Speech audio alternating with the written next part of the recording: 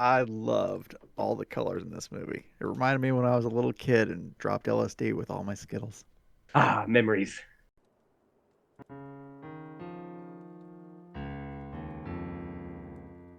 Welcome to Tairimo Boys Podcast. I'm your host Cody. With me in second chair is the boy who's a master of the fine art of mime jiu-jitsu. It's Jeremy. At least I'm a master at something. With me in third chair is the boy who wouldn't last a minute in a real cage match. It's Ryan. Going on? Today we're returning to Mortal Kombat with the brand new Mortal Kombat Legends movie, Cage Match.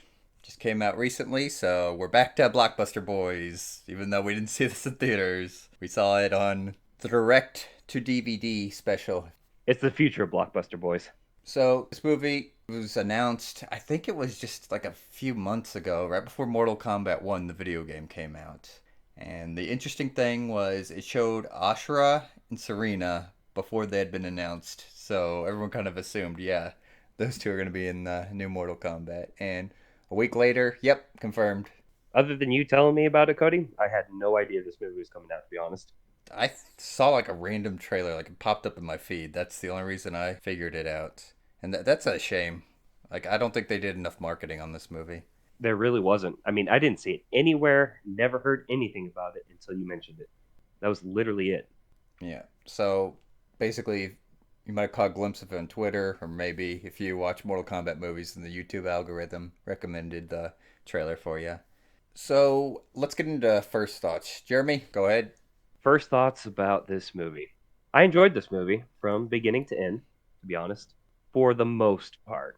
You I'm need, stealing one out of Ryan's book. yeah, you need to pay Ryan his nickel. Yep. Here's your nickel, Ryan. The Bitcoin? Yeah, it was Bitcoin. I'll take it. What was the for the most part, Jeremy? I've got a few parts, but I don't want to spoil it right away. I'll hold on to that for a little bit. What about you, Ryan? Oh, it was a rousing punch in the nuts. A good punch in the nuts. So an arousing punch in the nuts. Yeah. Some people are into that stuff.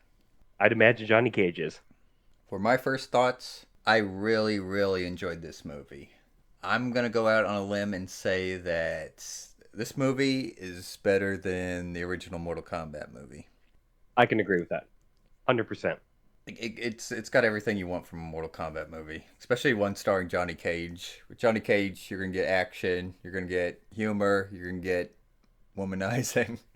This movie is not scared to put like what men want to actually see in a movie, and that's why I love it. You got Johnny Cage just hitting on chicks and just being manly and funny the whole movie. It's just great. It was, and you get the iconic nut punches. You know, we all wanted to see that in this movie. I did. But I have a problem. Let's talk about the problem, Ryan. It's a nut punching fetish. Have you saw Help? I don't want help. I hope he gets it as a local BDSM club. So let's start off with a little fun fact.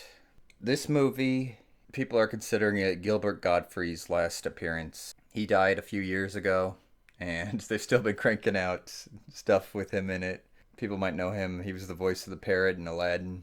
But this seems to be the final cameo of his. So this review is dedicated to Gilbert Gottfried, kind of like how this movie was. Rest in peace, Gilbert Gottfried. Now, Jeremy, I got a question for you. How is this movie different from Mortal Kombat, the original movie? Raiden was barely in it. I'm going to talk about Raiden. Okay, well, there's my most part, right? Okay. There's for the most part. Okay. Well, the answer is there's blood and gore in the movie. Okay. Okay. Since Jeremy wants to go there's two things. Like, first off, this movie does not take place in the new Mortal Kombat 1 timeline because Raiden's a thunder god in this movie. So it has to take place in either the first timeline or the second timeline. Now, here's the problem. Ashra has her outfit from the first timeline. She wasn't in the second timeline. And then Shinnok, he's got his costume from the second timeline. I don't know if this is supposed to take place in one of the timelines or if this is kind of some separate entity. I'm going to guess it's some separate entity. Like, yeah, you guys had fun. I hope you guys enjoyed the movie, so. It's a Yeah, nice little contained story. I'm gonna kind of go out there and say, yeah, it was its own separate thing. But I'm just kind of goofy like that, where I spent most of the movie trying to place what timeline this is taking place in. For anyone that doesn't know, and probably Ryan, doesn't remember from our other Mortal Kombat reviews. Since we're at 12 Mortal Kombat games now, and it's a franchise about killing the characters constantly, they've had to reset the timeline like 3 times now, so they can basically. I guess it'd be it's kind of a fusion between a hard and a soft reboot. Well said. What, a half chub reboot? Totally half chub. Now, Raiden shows up once in this movie. Once, and that's it. Yeah. What the hell, Protector of Earthrealm? So first off, Raiden's a shitty Protector of Earthrealm because he really doesn't ever do anything. Doesn't do jack shit. Let's look at the original timeline. So even though Raiden was in the first game, he really didn't do anything. Kind of like he in the original movie, because there's some rule that because Mortal Kombat's a tournament and it has to have like actual people from the realm. So Raiden couldn't fight in it. All he can do is put buckets of water out for Liu Kang to throw at Sub-Zero. Whenever you get to around Mortal Kombat 2, that's the video game 2. If I remember right, they're going into Outworld there, and Raiden isn't allowed in Outworld, so there you go. There's even though he's a fighter, there's a reason in the lore why he's not really able to do anything. Then you get around to Mortal Kombat 3. He's not a fighter. He can't do anything. Once again, that's a common theme here, by the way. Raiden can't do anything because the whole idea behind that is Shao Kahn says "fuck Mortal Kombat" and then merges Outworld with Earthrealm. And since it's now kind of Outworld-ish, Raiden's not allowed to do anything. Don't ask me about 4. I'm not too familiar with the lore of 4. I know Shinnok was the villain in that one. I don't know if he was trying to do the same or just trying to invade from Netherrealm. You get around to Deadly Alliance. I'm pretty sure that was kind of Outworld and Earthrealm as well. He did step in, by the way. And that leads us into Deception, where the opening cutscene has him fighting Shang Tsung and Quan Chi, and then all 3 of them dying against Onaga. Then you get the Dark Raiden plot where he's kind of says fuck this and actually starts doing shit. So it just takes a little bit of evil to actually get him to do anything. That goes out the window with Armageddon. Then you get the second timeline where the only way to win is to lose. And then I think it goes back into the Dark Raiden shit. But a common joke is that Raiden's always trying to consult the older gods. And then the new third timeline, Raiden's not even a thunder god anymore. Like Liu Kang just made him an ordinary mortal. Liu Kang's the protector of Earthrealm now, and Liu Kang actually does shit. Raiden's been there for emotional support throughout the years. I mean, he beat up a few reptiles, but mostly emotional support. But so there's a reason I explained all that. The reason I explained all that was because in this movie, they're trying to summon Shinnok, so I guess it's kind of like Mortal Kombat 4. And at the end, Shinnok comes into the realm, and Raiden's not seen. At all. Yeah, so he's not protecting Earthrealm at all. Like, he should have just thunderbolted in and started kicking his ass. Because there's apparently no rules, but nope. Raiden's lazy. Has to send Ashrah and Johnny Cage to do it. Anyways, that's the story of Raiden throughout the years. Well, Cody, thank you, because that was a lot more story of Raiden than we got in this movie. Yeah, he's just literally ordering Ashrah around. That's literally it. And that also explained for the most part. Was that the only thing of your most part? I had a problem with Johnny Cage also not knowing his lineage. I don't. Okay, I'm gonna rant about that later on. Just okay. That's a point. But no. Okay, we'll talk about it later. What do you think, Ryan? I am not emotionally attached to Raiden, so that didn't bother me. However, if Raiden were played by Christophe Lambert, then that might have bothered me. Matter of fact, who played Raiden in this one? I actually have that pulled up. Dave B. Mitchell. Dave B. Mitchell. Let's look at Dave B. Mitchell. I have no idea who this is. So he's commonly in Mortal Kombat stuff, recent Mortal Kombat stuff. Wow, he co-starred in Little Bush on Comedy Central like a decade ago. I love that show. As Raiden? Let's see here. He voices Garrus and Sector in Mortal Kombat 11. He voiced Raiden in the Scorpion Legends movie. And then he voiced Raiden, Sector, and Kintaro in the other Legends movie, Battle of the Realms. Jeremy, have you seen those movies? The Scorpion one. Does Raiden actually do anything in those? Hold on, sorry, I might be mistaking that. I was thinking of Scorpion's Revenge. That is Scorpion's Revenge. Oh, shit. I don't even remember Raiden. All right, I think we're done talking about Raiden. Oh, he was a penguin in Arkham Origins too. There's your fun fact, ladies and gentlemen. Anyways, we've been talking about Raiden a little too much. We're a bit into the review without actually talking about the movie. So, Jeremy, what do you think about the aesthetics of this movie? I mean, everything else I really enjoyed about this movie. Like, I really enjoyed the music. The animation was really good. There was quite a bit of this movie that I felt was like a GTA Mortal Kombat crossover. Because they were stealing vehicles constantly. They were stealing vehicles constantly, yes. Yeah, this was a fun one.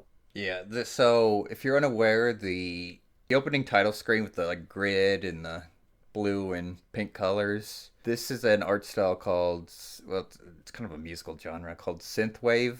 And throughout the entire movie, you could see like there's like a pastel filter all over the whole thing. It makes like a lot of the daytime scenes like really bright, and it just looks amazing. Well, I haven't mentioned this yet, but this is an animated movie. Probably would have been good to mention that earlier. And one of the things I noticed right away was just how thick the line work is on like every single character. Yeah, the line work is really good. The animation is sharp. It's well done. I was very impressed. Yeah, they put a lot of love in this movie. Ryan, what do you think? I loved all the colors in this movie. It reminded me when I was a little kid and dropped LSD with all my Skittles. Ah, memories. Watching Denver the Last Dinosaur. Yeah, Jeremy mentioned something too. The music in this movie.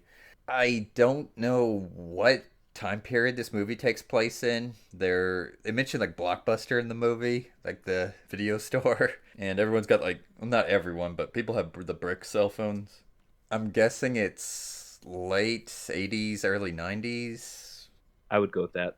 It definitely takes place before the original Mortal Kombat tournament in the first two timelines, because the movie ends with Johnny getting ready to head to Shang Tsung's island. So, Ryan, I'm not going to even bother asking you this because you're not going to know. Jeremy, are you familiar with Ashrah's actual lore? I am not. Okay, so this is going to be a minor complaint I have with the movie. So, Ashrah's lore in the first and the third timeline are kind of similar. She's a demon from Netherrealm, and she kind of hates being a demon and wants to be more, I guess mortal would be she really doesn't want to, I don't know what to say. She doesn't want to be a demon anymore. So she ended up finding a magic sword, and anytime she slays a demon, it purifies her soul more and more. So you kind of see her Chris at the end. I don't remember where it came from, but she's not using it through most of the movie when she's fighting all these demons and stuff. Not at all. Not until the end. So that's kind of my complaint is like her magical Chris is like really important to her story, but she really doesn't use it. So she wants to be more Mortal Kombat. With a K. Here's your little fun fact. Anytime I'm writing anything for this movie or making a folder, I keep typing cage match with a K because I'm so used to it in Mortal Kombat. But nope, this is a C. Just a general run through of the movie. We start out with a really weird scene because it's going to leave you confused. There's a criminal mugger running through the subway, gets on the train car, and he's clearly fleeing from someone. Eventually, whenever he gets to the roof of the car, he finds out that there's a mime ninja chasing after him. And after a fight, we learn that this is a movie. Johnny Cage is currently a C-list star, and he's the titler mime ninja. Ninja, 10 out of 10, would watch. So here's your little fun fact in that. In the new Mortal Kombat 1 game, during the Armageddon scene at the end, there's a mime ninja Johnny Cage that shows up, and a lot of people were left confused of like, what the hell is this? But we just hadn't seen this movie yet for that to be explained. And now we know. You think the Tairimo boys that live in the Mortal Kombat universe would review Mime Ninja? 100%. It's a big movie, so yeah. Well, this takes place in the 80s or 90s, so... I bet we would have given the official, the stamp, the approval. The Tairimo boys are probably getting wiped out by Shao Kahn or Shang Tsung or someone else. Some pedestrian on the street. Just a random demon. I would have been hit by a car. Anyways, back to the story. So I don't know if you guys caught this, but at the beginning of the movie, whenever Johnny's playing the mime ninja and he throws the guy off the train, he changes the line something like, mime's a bitch or something. No, something related to mimes, like a really crappy pun. And the director calls for a cut. The actual line's supposed to be "Gravity's a bitch," and mentions that this line comes into play at the end of the movie. And if you didn't catch it, that line does come into play at the end of this movie, where whenever the giant dragon head falls on Shinnok. Yes, it did. Gravity sure is a bitch. Did you catch it, Ryan? I did not, but as I've established earlier, I have no observational skills. I didn't even realize I was doing a podcast till last Tuesday. You've just been along for the ride the entire time. Anyways, back to the movie. Johnny's co-star Jennifer's missing. Apparently she's some big list celebrity. He goes to her mansion, finds out that... I'm going to say this here. I absolutely love this scene whenever he reaches Jennifer's mansion, because he breaks in. You hear like two chicks like grunting and groaning and moaning. So him and the audience at home thinks that they're upstairs screwing, and goes up to the bedroom and finds it's Ashrah and Kia fighting to the death. So the kinkiest fight you can imagine. I enjoyed that fight scene. Like he just constantly got caught up in it. He was just getting the shit beat out of him between the two of them. Yeah, he wasn't trying to fight, so, and he was just kind of getting in the way of it and just trying to stop the whole thing. Now, here's your little fun fact, because I know how much you boys like fun facts. So, Kia, Jataka, and Serena, they all made their debut appearances in the critically panned and considered really bad Mortal Kombat game, Mortal Kombat Mythology Sub-Zero. In that game... I think I've even heard of it. It's really, really bad. I highly recommend everyone at home watch the Angry Video Game Nerd episode on it, because it's actually pretty entertaining. The only entertainment you'll actually get out of that game. But they're part of the Brotherhood of Shadows, and normally they work for Quan Chi in order to summon Shinnok, but Quan Chi kind of got screwed out of this movie and was left out. Anyways, back to the story. Kia and Ashrah, they're fighting over a scroll. They end up getting away, leads to a giant car chase scene, and eventually Johnny gets away with the scroll, and then Raiden comes in, tells Ashrah to work with him, and they go all over the place fighting demons. By the way, if you don't know, Hollywood is run by demons. They make that explicitly clear here in this movie. Very clear. A lot of Satanists in LA.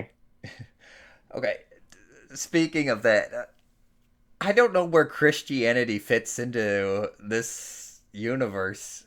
It really doesn't. Because like throughout the movie... Like, Johnny's, like, talking about Jesus Christ and Satanists, but there are literal gods in this movie when it comes to Raiden, and Shinnok's a fallen elder god. So I don't know how Jesus fits into all this. And, like, NetherRealm's, like, supposedly hell. Anyways, they eventually decipher the map, the little scroll map, and figure out that they're planning on summoning Shinnok, like I just said, fallen elder god, and in charge of NetherRealm to Earthrealm. Johnny Cage ends up having the blood of gods. This plot point is not explained whatsoever. Kind of really goes nowhere. He ends up getting summoned in. Epic fight between Shinnok and Johnny Cage. Absolutely. And eventually, Shinnok learns that gravity's a bitch and gets sent back to his NetherRealm. So, Jeremy, here's another question for you. Are you familiar with Deadly Alliance? I am not. Oh shit! I was gonna say, did you catch the 3 cameos in this movie? But if you're not familiar with Deadly Alliance, you're not gonna be familiar with the 3 cameos. I most definitely didn't. So for the viewer at home that's more familiar with Deadly Alliance, whenever Shinnok's portal is open and demons start pouring out, you see Draman and Moak from Mortal Kombat Deadly Alliance come through the portal. You see them in a couple more scenes, but they really have no important role. And then at the end, Chuck, who's Johnny Cage's assistant, it's mentioned that he becomes the mocap character. So there's your 3 cameos. That's cameos with a K, not a C. And now we know. Ryan, what was your opinion on Chuck's character? It was fine. I mean, he didn't I don't know. It was fine. I was trying to think of something deep, but I'm a very shallow person. Jeremy, do you have anything deeper to say? He can take a wound like none other to the front delt. Other than that, no, not much. Just became a very brave character very quick. Yeah, I enjoyed his character arc in the movie. I enjoyed him, period. He's supposed to be Johnny's assistant, and He's the best damn assistant. He's pretty damn good. Something I also liked in the movie I didn't mention is we get Johnny Cage's backstory. He mentions that in school he was bullied until his mom signed him up for a martial arts course in a strip mall. He said, Johnny Cage even says, like, usually those that places are good, even though whenever Chuck signs up for one, it's really bad. But he learns how to fight and kicks all his bullies' asses and all that. But that was, like, I absolutely love that scene. Just the connection he had with his mentor, martial arts trainer, or whatever the official term is. Sensei, something, I don't know. Yeah, it was nice to see the backstory. Like it was pretty well done. Other than him just being, randomly having the blood of a god. I thought his backstory was really good. Yeah, they like I said, they don't go anywhere with that plot and they don't explain it, which is a shame. It's the largest problem with this movie, and there's not very many problems with the movie. No, there really isn't. All right, Jeremy, final thoughts?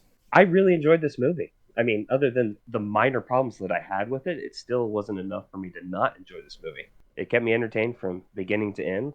So I'm going to give this the Terrible Boys certified fun stamp of approval. And just as a reminder at home, we're the Tairimo boys and we like to nitpick. So, even though we're talking negative about like lore stuff, that's just because we're goofy like that. It's what we do. What about you, Ryan? It was a nut punching good time. Yeah, apparently gods have nuts, specifically Shinnok. Yep. Best scene of the whole movie. I just love their fight. All the people are standing around, still running and cheering Johnny on. Wow, just the back and forth of Johnny learning his like true Mortal Kombat power was just great. Yeah, it was. It was nice to see that little like arc development at the end. What about you, Ryan? What were your final thoughts? Nut punching greatness. All right, for my final thoughts, like I said, this movie, the visuals are amazing. As Jeremy mentioned, the music's just amazing. It really sets you into the whole synthwave visual style of this whole movie. If you enjoy Mortal Kombat, you'll definitely enjoy this. And you will not be disappointed if you watch it. It's direct DVD, so find a streaming service or get a copy of it like we did and enjoy yourself. You will not be disappointed with this one. So, Jeremy, on a scale of Mortal Kombat 1995 to Mortal Kombat Annihilation, where would you rank this movie? Oh, we're going to say 95. What about you, Ryan? 95. Yeah, this movie just has way too much love in it. It's definitely, I'd say, it's probably going to be above 95 if we ever have to rank another one of these movies. I can see that. Yeah, I would say the same thing. God, I hope they make more of these. And we need Please. to we need to watch the other two. Yes. Foreshadow. Scorpion's Revenge. But that'll be next year if we do it. In the backlog. Can we get one about Sub-Zero, please? Bihan, specifically. That would be great. All right, everyone. Thank you for listening to another episode of Terrible Boys podcast. Don't forget to like, subscribe, leave a comment, tell us how much you love Johnny Cage, because we all love him. And don't forget to ring that motherfucking bell. Stay tuned for more episodes.